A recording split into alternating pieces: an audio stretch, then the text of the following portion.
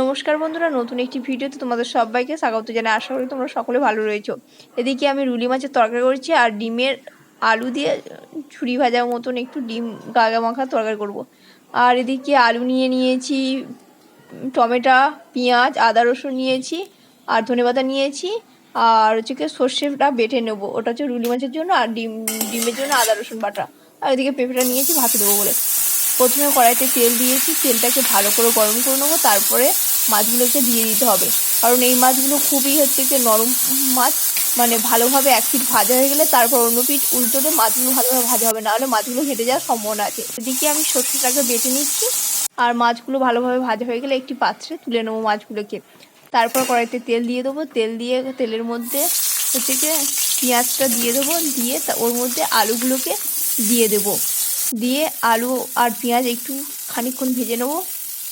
আলু আর পেঁয়াজ কিছুক্ষণ ভাজা হয়ে গেলে ওর মধ্যে আমি টমেটোটাকে দিয়ে দেবো, দিয়ে টমেটোকেও ভেজে নেব।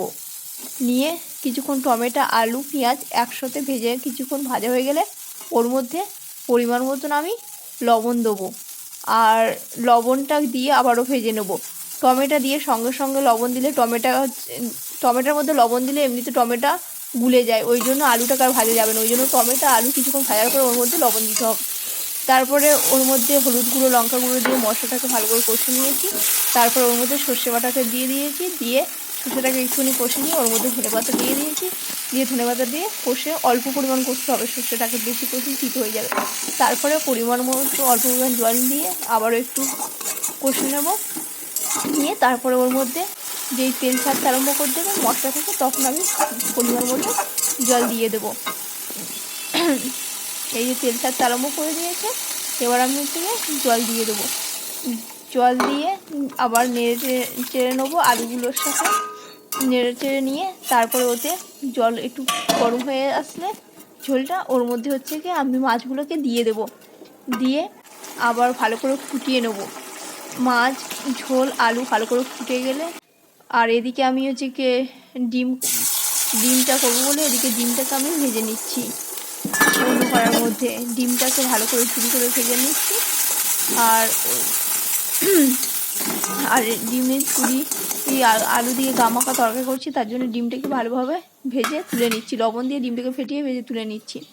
এদিকে ডিমের তরকারি করার জন্য প্রথমে কড়াইতে তেল দিয়েছি, দিয়ে আলু, পেঁয়াজ, টমেটো একসাথে ভেজে নিচ্ছি। আর এদিকে ভেজে নিচ্ছি, ওদিকে মাছের তরকারি হয়ে গেলে মাছের তরকারিটাকে নামিয়ে নিচ্ছি। নিয়ে এই যে আলু দিয়ে রুলি মাছের ঝাল রেডি হয়ে গেছে। আর এদিকে যে ডিমের ঝুড়ি আলু তরকারির জন্য যে আলু আর পেঁয়াজ আর টমেটো ভাজিয়ে দিয়েছিলাম, ওর মধ্যে আদা রসুন বাটাটা দিয়ে দিয়েছি, দিয়ে ভালো করে কষে নিচ্ছি আদা রসুনটাকে।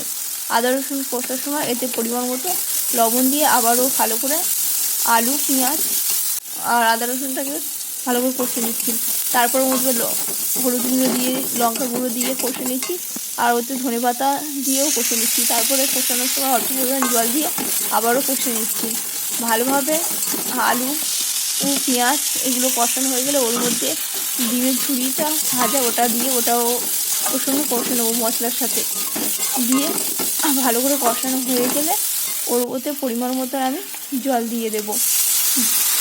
পরিমাণ মতো জল দিয়ে আবারও নেড়ে চেড়ে নেবো, নিয়ে কিছুক্ষণ ঢাকনা দিয়ে ফুটিয়ে নেব।